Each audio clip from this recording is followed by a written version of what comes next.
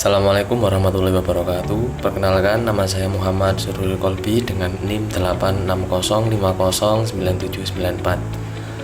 Sekarang saya akan mempresentasikan tentang tugas tutorial 1 yang membahas tentang peranan ontologi, epistemologi, aksiologi dalam membentuk dasar-dasar filsafat ilmu. Dari pelajaran ilmu sejarah, kita dapat memahami bahwa keilmuan menjadi dasar yang kuat dalam pengembangan peradaban manusia. Perkembangan ilmu dilandasi oleh pencermatan ontologis, epistemologis, dan aksiologis. Hal ini memberikan akibat yang positif bagi sejarah perkembangan ilmu pengetahuan, sehingga ilmu pengetahuan dapat berperan dalam kehidupan manusia. Ontologi, pengertian dan ruang lingkup. Ontologi berurusan dengan pertanyaan tentang hal-hal apa saja yang dapat dikatakan ada, mungkin ada, dan bagaimana wujudnya.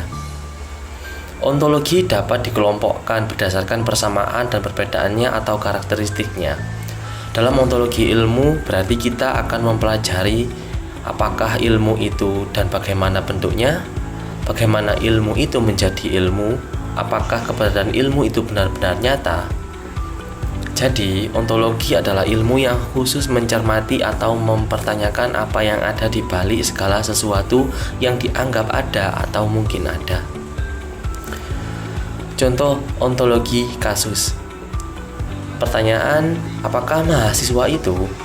Apakah mahasiswa itu ada? Bagaimana mahasiswa itu dikatakan ada?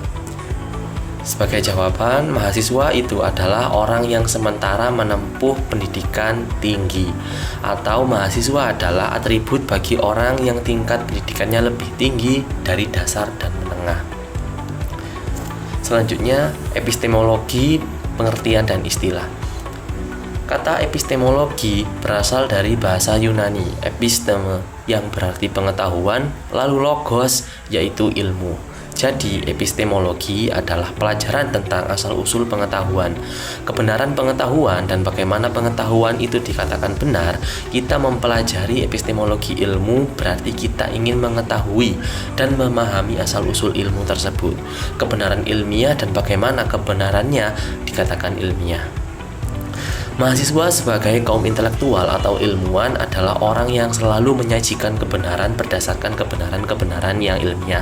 Inilah yang membedakan kita sebagai mahasiswa dan orang-orang yang bukan mahasiswa.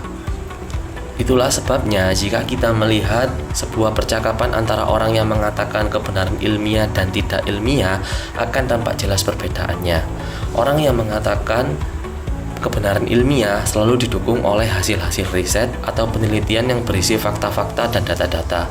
Sedangkan orang yang mengatakan kebenaran tidak ilmiah hanya didukung oleh fakta-fakta saja tanpa data-data.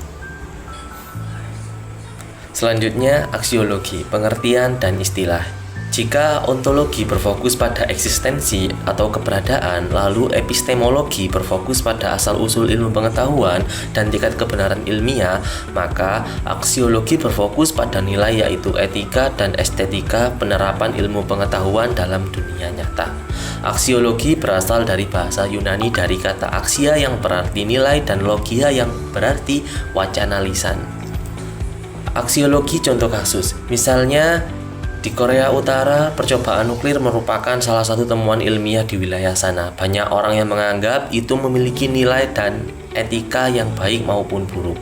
Bagi Korea Utara itu mungkin hal yang baik karena menunjukkan bentuk penguasaan teknologinya yang lebih maju. Tapi di sisi lain, bagi dunia internasional, hal yang dilakukan oleh Korea Utara itu dapat berdampak buruk secara global. Jadi, tugas atau peran aksiologi dapat menjadi jawaban bagi fenomena tersebut. Kita dapat memahami bahwa hal-hal apa saja yang secara estetis atau etis ketika kita melihatnya dari sudut pandang sosiologi. Kita akan menemukan kebenaran ilmu, maka sosiologi akan berperan dalam menunjukkan nilai dari kebenaran ilmiah. Baik, sekian presentasi dari saya. Mohon maaf, saya ucapkan terima kasih. Assalamualaikum warahmatullahi wabarakatuh.